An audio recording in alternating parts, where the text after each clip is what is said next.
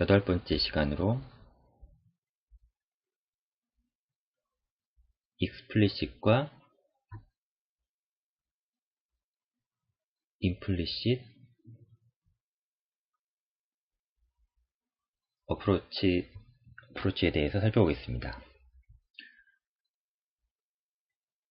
이번에 살펴볼 이케이션은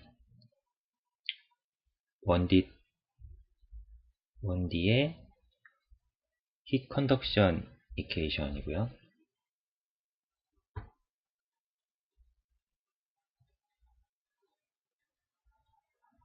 이렇게 생겼습니다.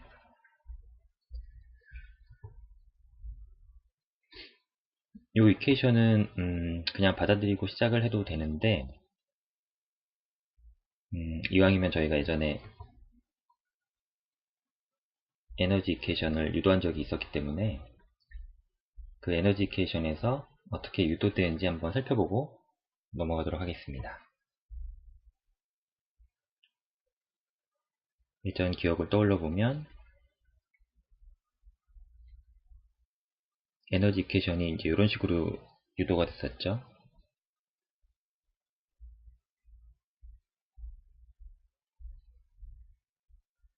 일단 X 성분만 좀 써보고 나머지는 생략을 하겠습니다.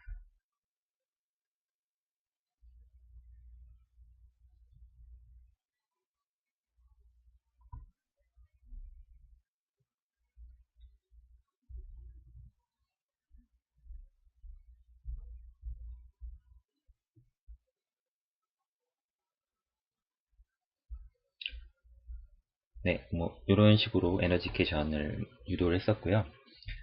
이제 지금은 1D에서 힐 이케이션 열 전달만 생각하기 때문에 이 식에서 일단 속도 성분이 0이라고 하고 압력도 변화가 없이 일정하다고 하고 열이 새로 만들어지는 것도 없고 이런 과정들을 하면 이 필요 없는 텀들을 다 날릴 수가 있습니다. 그럼 결국 남게 되는 텀은 이렇게 되는데 여기서 또 한 번 가정을 하면 요 열전도계수 K가 X방향에 따라서 변하지 않고 일정하다고 하면 요 미분 밖으로 나올 수가 있죠. 이렇게 되면서 여기는 이게 미분이 됩니다. 이 상태에서 지금 내부 에너지가 식에 보이고요. 이 식에서 이제 이 온도에 관한 식으로 바꿔주기 위해서 한 번 더 작업을 해야 되는데 이때 필요한 것이 이 비열들이 좀 필요합니다. 정합 비열은 이렇게 정의가 되고 정적 비열은 이렇게 정의가 되고 정합 비열은 엔탈피의 미분으로 정의가 됩니다. 일단 우리가 어떤 부피를 일정하게 하는 상황이 아니기 때문에 요 CV 값을 쓰진 않을 거고 일단 압력이 일정하다고 가정되는 상황이기 때문에 요 CP 값을 쓸 수가 있습니다. 그래서 요 식으로부터 우리가 미소하게 엔탈피가 변하는 값은 정합비열의 온도의 미소 중분량을 곱한 값과 같다. 이런 식을 알 수가 있고요. 나중을 위해서 요 식을 좀 킵을 해두겠습니다. 그리고 또 하나 중요한 것이 엔탈피는 에너지에다가 P 오버 로우를 더한 값이죠. 그러면 요 식을 이렇게 바꿀 수가 있죠.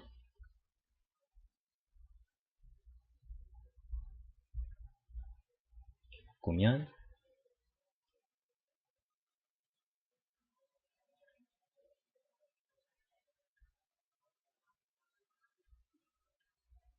이렇게 되는데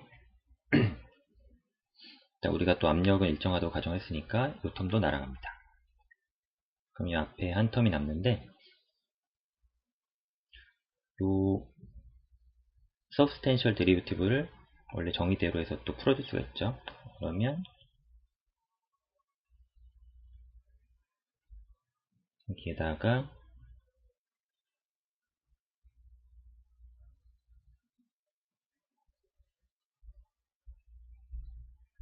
풀어줄 수가 있는데, 역시 또 여기 공간에 대해서 또 속도 성분이 나오니까 이 텀이 또 날아갑니다. 그러면 결국 엔탈피 미분식 하나가 남는 거고요. 그럼 여기서 아까 요 식을 활용하면 이제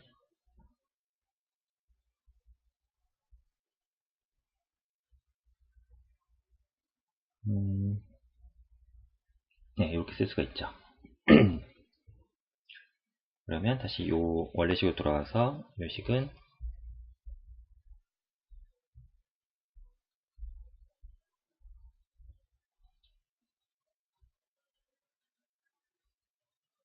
이렇게 돼서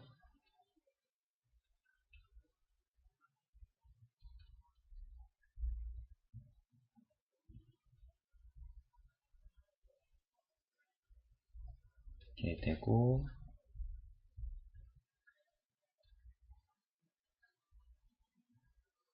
요 식이 만들어졌습니다. 이때 알파는 thermal diffusivity라고 해서 열 확산율이라는 값이 됩니다. 네, 큰 의미는 없는데요. 일단 요 식을 좀 받아들이기 쉽게 하기 위해서 한번 유도를 해봤고, 이번에는 요 식을 가지고 한번 진행을 해보겠습니다. 다시 본론으로 돌아와서 먼저 explicit 어프로치를 살펴보겠는데요.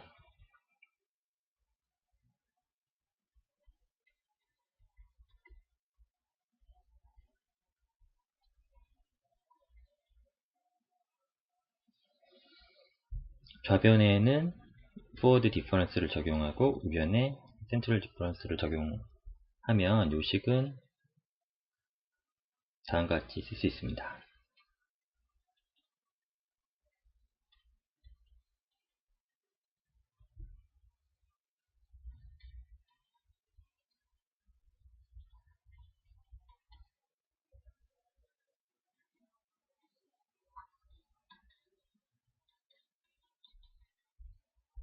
네. 여기 보시면 지금 시간 인덱스에서는 n 플러스 1이 하나만 있고 나머지는 다 요 n 인덱스들을 가지고 있죠. 그렇다는 얘기는 좌변에 n 플러스 1 항만 남겨두면 나머지는 다 우변으로 보낼 수가 있습니다. 정리를 해보면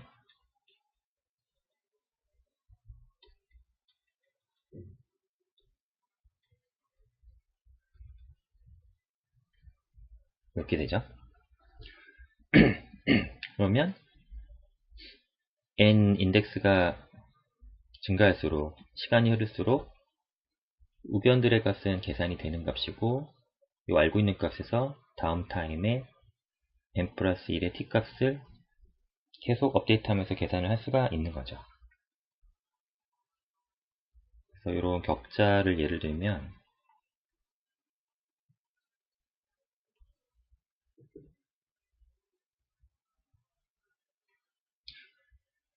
여기 여기가 t축, x축 이렇게 돼 있을 때 이 가장자리는 지금 다 바운더리 컨디션이 되고요.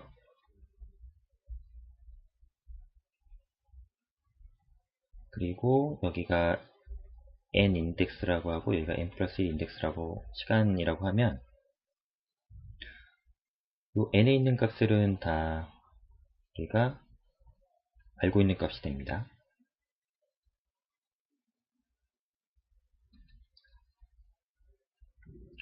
그 전 차수에서 이제 계산이 된 값이고, 이제 우리가 모르는 값들이 있어요. 모르는 값들은 요 n 플러스 1 시간대에서 요 값들을 모르죠. 근데 이 식을 보면 여기 계산에 사용되는 격자는 이렇게 형성이 되는 걸 알 수가 있습니다. 이렇게 한번 해서 이 지점을 계산하고 또 다음 점을 계산하기 위해서 이 정보들을 활용해서 또 이 점을 계산하고 그 다음은 또 순차적으로 이동을 하면서 또 계산하고 이렇게 하면 모든 도메인에 있는 점들의 온도 값을 다 계산을 할 수가 있고 한 번에 하나씩 업데이트하면서 손쉽게 계산을 할 수가 있습니다. 그래서 모든 CFD 문제를 이런 explicit 어프로치로 풀면 되지 않을까라고 생각이 들 수가 있는데 여기에는 한 가지 제약사항이 있습니다.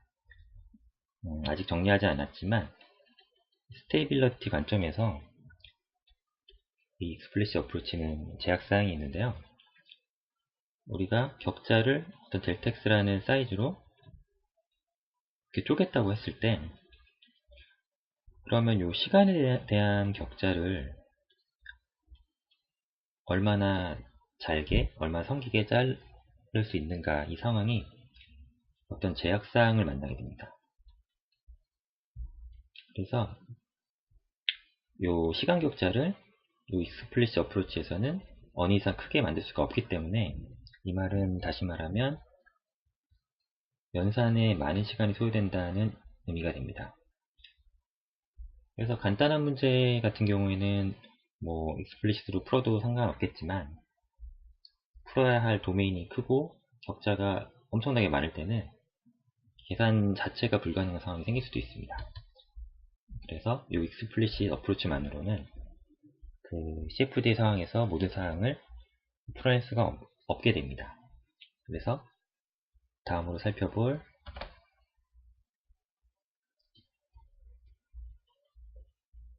임플리시트 어프로치가 필요한데요. 임플리시트, 결론적으로 말하면 임플리시트 어프로치는 대부분이 이제 스테빌러티상의 문제가 없어서 무조건 스테빌러티를 만족하는 경우도 있고 어쨌건 격자를 좀 크게 쓸 수가 있거든요. 그래서 한 번 계산할 때는 시간이 많이 걸릴 수 있는데 이 시간의 격자를 좀 크게 쓸 수 있기 때문에 전체적인 계산 시간이 줄어드는 여러 이점을 가지고 있습니다.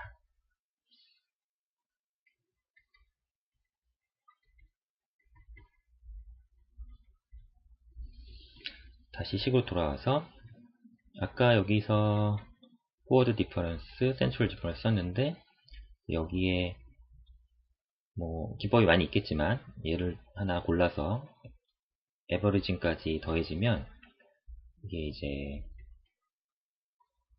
크랭크 니콜슨이라는 스킴이 됩니다. 이 스킴이 이제 무조건 안정하기 때문에 얘를 많이 쓰는데 이 식에서 한번 예를 들어서 살펴보겠습니다. 그러면 좌변은 이전과 동일하게 이렇게 놓고 우변이 이제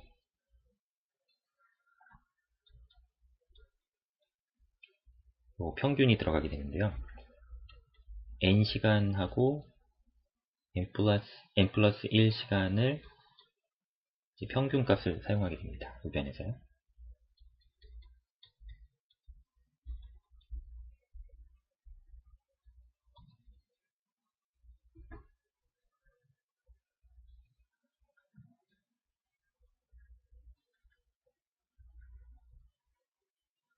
네, 이렇게 됐고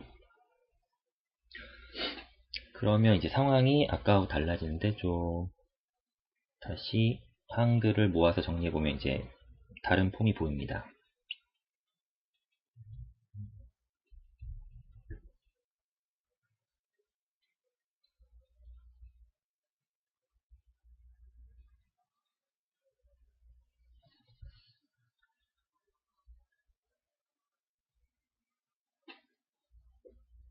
여기는 이거 그죠?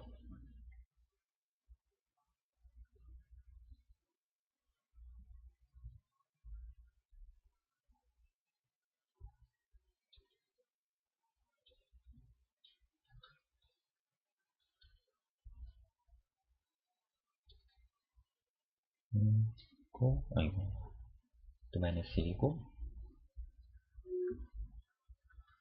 좌변이 엄청 복잡해졌죠, 이제.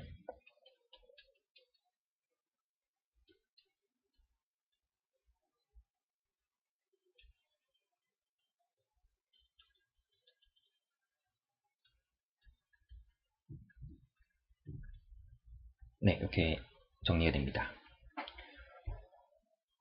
그러면 이게 아까하고 상황이 달라졌는데요, 지금.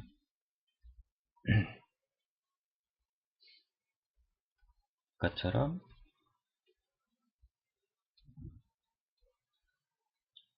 요 가장자리 바운더리 컨디션들이 있고, 내가 여기가 이제 이전 차수에서 계산된 알고 있는 값이라고 하면, 이제 시간이 지남에 따라서 모르는 값이 여기가 되는데, 이때는 어떻게 계산이 되냐면,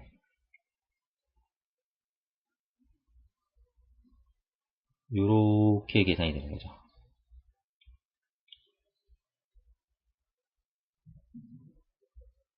또 하나 진행하면 또 오른쪽으로 가고. 네. 그래서 아까 explicit은 이 한 포인트를 이전 차수에서 3점으로 구했던 거에 반해서 implicit approach에서는 똑같이 n 타임 스텝에서 3개의 점, n 플러스 1 타임 스텝에서 3개의 점이 다 계산에 참여하게 됩니다. 그래서 단순하게 우변의 알고 있는 값으로부터 좌변의 값을 바로 계산할 수가 없고요. 불가피하게 행렬식으로 모든 점들을 행렬식으로 만들어서 풀 수밖에 없습니다. 그래서 여기 항들을 지금 이 개수항을 A라고 하고 이 개수를 B라고 하고 여기 또 A가 나오죠. 그리고 우변을 통으로 K라고 한번 놔보면 이제 매트릭스 형태의 폼이 보입니다.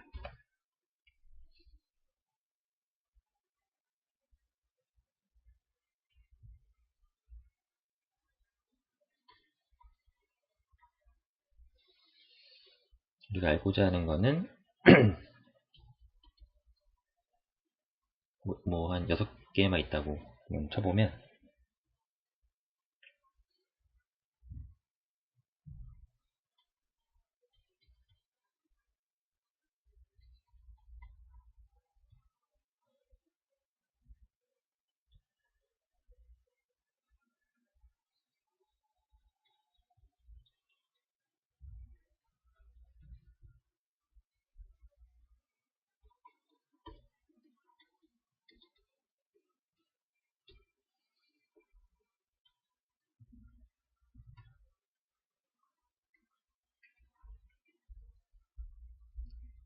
네, 아까 살펴봤던 개수 A-BA가 여기 보이죠? 우변에 K가 있고요. 처음하고 마지막 같은 경우는 바운더리 컨디션 값들은 알고 있는 값이기 때문에 우변으로 넘길 수가 있어서 K2가 K2'으로 업데이트가 되면서 이 식으로 정리가 되고 K6도 K6'으로 다시 정리가 됩니다. 그러면서 보시면 이 세 개의 항들을 갖는 요 매트릭스의 존이 요 값들이 요 대각선 중심으로 모이게 되고 나머지 영역은 다 값이 0이 되기 때문에 트라이 다이아고널 매트릭스 폼을 갖게 됩니다.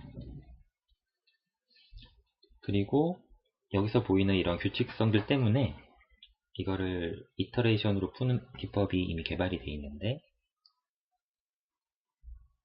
토마스 알고리즘을 적용하면 손쉽게 풀 수가 있습니다. 그래서 보통은 이 툴박스를 그냥 쓰셔서 계산을 뭐 코딩을 하시거나 할 때 그냥 바로 직접 코딩을 하시진 않으실 텐데 그래도 좀 원리가 궁금하니까 한번 유도까지 한번 해보겠습니다.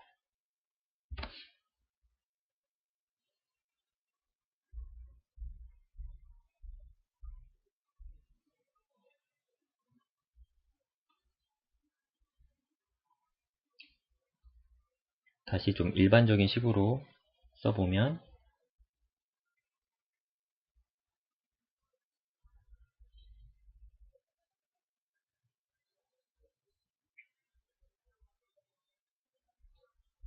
이렇게 트리 다이어고널로 행렬이 만들어지고,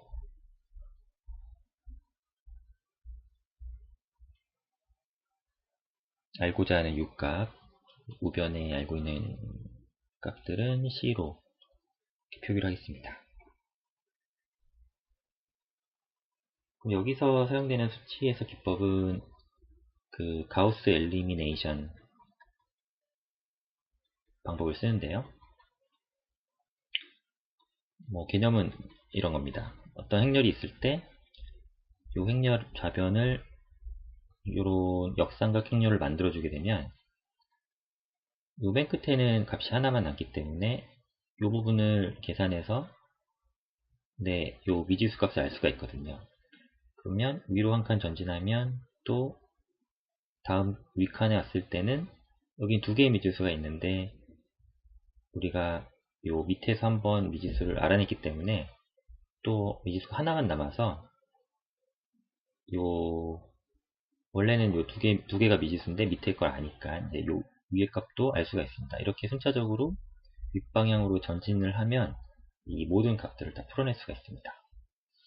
이게 가우스 엘리미네이션 방법인데 얘는 더 쉽죠. 지금 애시당초에 이렇게 밴드가 있었으니 여기가 대각선이면 요 밑에 부분을 덜어내고 요 위에만 남기면 이렇게 남긴 다음에 여기서부터 이제 백 서브스티튜션이라고 해서 그 뒤에서부터 연산을 해 나가면 백 서브스티튜션으로 뒤에서부터 쭉 계산을 해 나가면 쉽게 계산할 수가 있습니다. 그래서 지금 하려는 거는 요 세 줄짜리를 요 두 줄짜리로 만드는 작업을 할 거고요.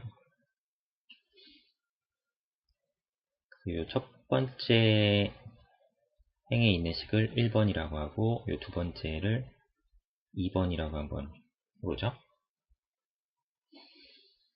그러면 지금 우리 목표는 뭐냐면 요 텀을 없애야 됩니다. 지금. 그러면 1번 식에는 B2를 곱하고 2번 식에는 D1을 곱해서 서로 빼주면 요 텀이 날아가겠죠. 1번 식에다가 B2를 곱하면 B2, D1, U1, B2, A1, U2는 C1, B2 3번이라고 하고 2번 식에다가 D1을 곱하면 D1, B2, U1에 D1, D2, U2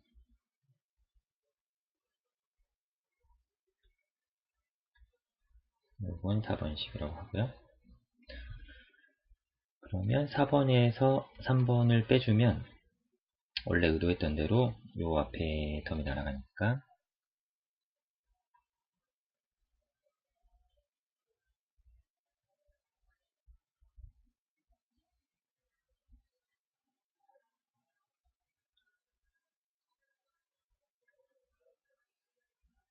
이렇게 되죠. 그리고 요 식을 5번이라고 하고 5번을 아까 D1을 곱했었는데 다시 원래대로 돌려놓습니다. 다시 D1을 나눠주면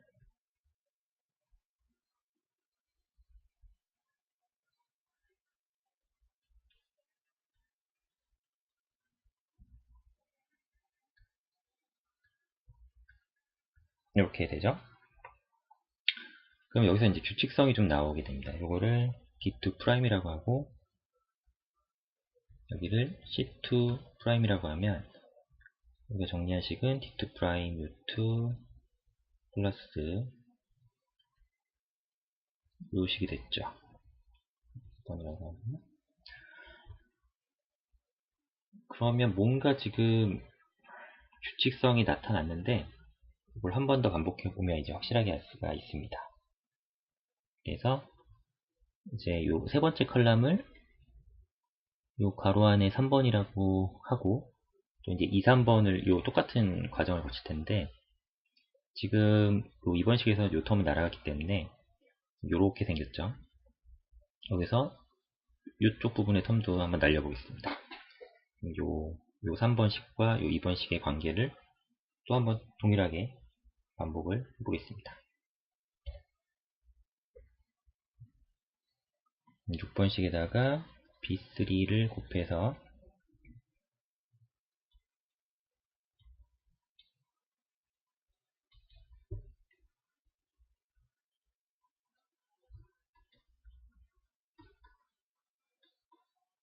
이건 7번식이라고 하고요. 3번에다가 D2 프라임을 곱해서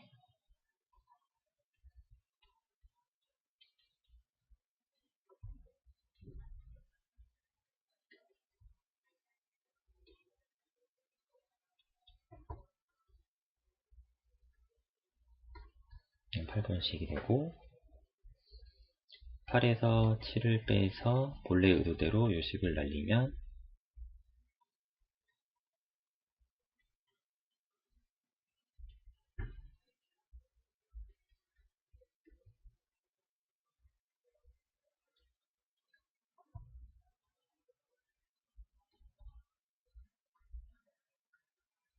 이렇게 되고 다시 D2를 나눠서 식을 이제 돌려놓죠. 그러면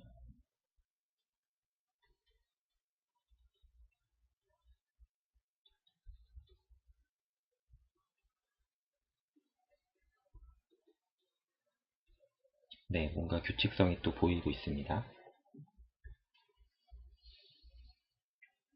또 같은 과정이 이제 반복되는 거죠.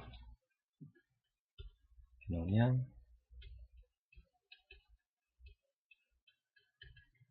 이렇게 돼서 여기까지 보면 이제 규칙성이 명확해졌죠.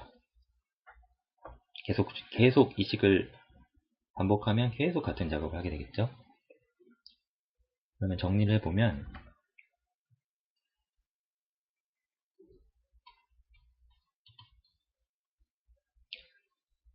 이런 트리다이고널 식을 지금 요 윗부분만 살렸죠. 여기 아랫부분을 다 없앴고 그래서 위에서부터 아래로 요 과정을 거쳐왔는데 지금 저희가 한 과정이 뭐였냐면 di 프라임이라는 항은 그냥 기계적으로 이렇게 계산이 되더라. 인덱스를 2에서부터 m까지 진행하면 그리고 우변에 있는 C텀도 무조건 이렇게 계산되더라.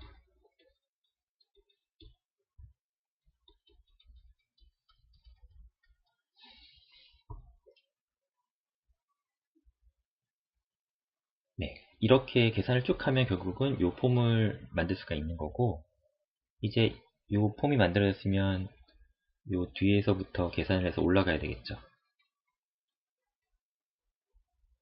요 back substitution에서 후방으로부터 대입하는 이 과정을 거쳐야 되는데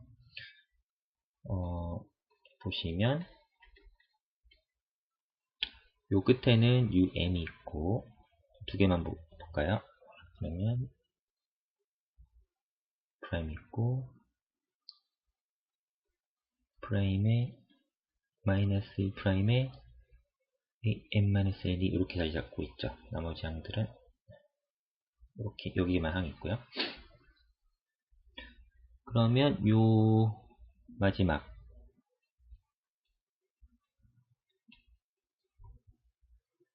행렬식은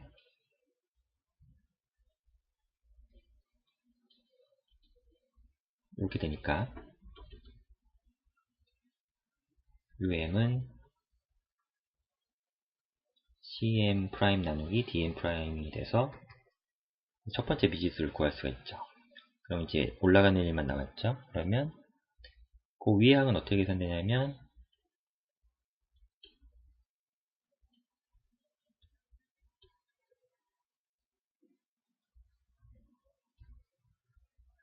이렇게 계산이 되더라. 그러면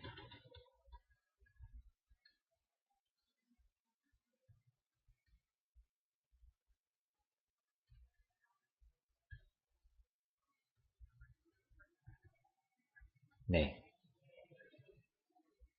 그러면 이제는 할 일은 요 작업을 계속 반복하면 되는 거죠.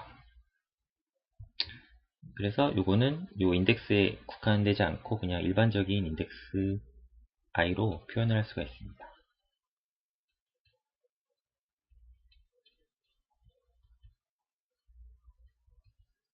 네. 이렇게 정리됐죠. 그래서 우리가 토마스 알고리즘을 하기 위해서는 첫 번째 작업이 요 과정을 거쳐서 요 행렬을 요 트리 다이어고널 식을 해서 요 밑에 부분을 날리는 작업을 먼저 해주고, 두 번째로 요 백 서브스티튜션을 해줘서 처음에만 요 식으로 구한 다음에는 계속 이 식으로 올라오면 전 도메인에 있는 비지수 값을 알 수가 있다는 그런 과정을 살펴봤습니다. 이게 토마스 알고리즘이고요. 임플리시트 어프로치는 이렇게 계산을 하시면 되겠습니다.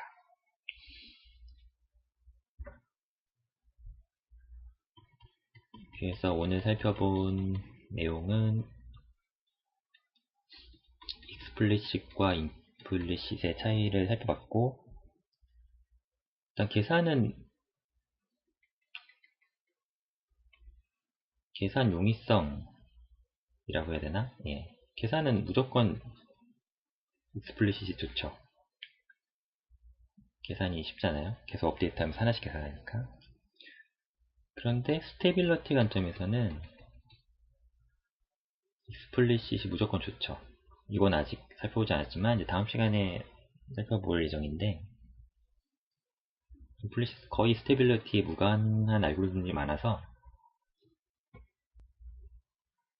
델타 t를 막 크게 해서 계산 시간을 줄일 수가 있습니다. 그런데 이것도 좀 잘 봐야 되는 것이 또 에큐러시 문제랑 만나거든요. 에큐러시가 이건 어떤 거냐면, 이건 조금 애매한데 이건 다음 시간에 다시 정리를 할 텐데, 이 격자 사이즈가 하나 정해지면 이제 내 델타 t를 얼마나 크고 작게 할 수 있냐의 문제에서 얘가 또 어떤 물리적인 조건에 맞아야 이 에큐러시가 보장이 됩니다. 안 그러면 어떤 상황이 나오냐면 임플리시트 스킴을 써서 내가 이 격자를 델타 t를 엄청 크게 키워서 내 연산 시간을 줄였는데 해를 구하고 봤더니 전혀 그 물리적인 현상과 안 맞고 좀 뭔가 이상한 거죠. 다시 말해서 이 에큐러시가 확보가 안 된 겁니다. 계산은 끝까지 다 됐지만. 그래서 어떻게 보면 계산이 얼마나 쉽게 가능하냐 한번 계산할 때, 그리고 스테빌리티를 만족해서 끝까지 내가 해를 찾아낼 수 있느냐, 끝까지 이터레이션을 수행해서, 그리고 내 물리적인 실제 현상과 비교했을 때 에큐러시를 확보할 수 있느냐, 이런 것들이 종합적으로 고려가 돼야 됩니다. 그래서 단순히 뭐 익스플리시 좋다, 임플리 좋다 라기보다는 종합적으로 상황에 따른 문제가 되는 거고요. 근데 이제 뭐또 그런 측면도 있어요. 그러니까 최근에 뭐 컴퓨터가 발달하면서 뭐 이제 연산 시간이 문제가 안 된다, 나는 컴퓨팅 리소스가 충분하다, 뭐 그러면 고민 없이 익스플리시트 쓰게 되겠죠. 그것도 상황에 달린 문제니까. 네, 이런 부분들이 중요합니다.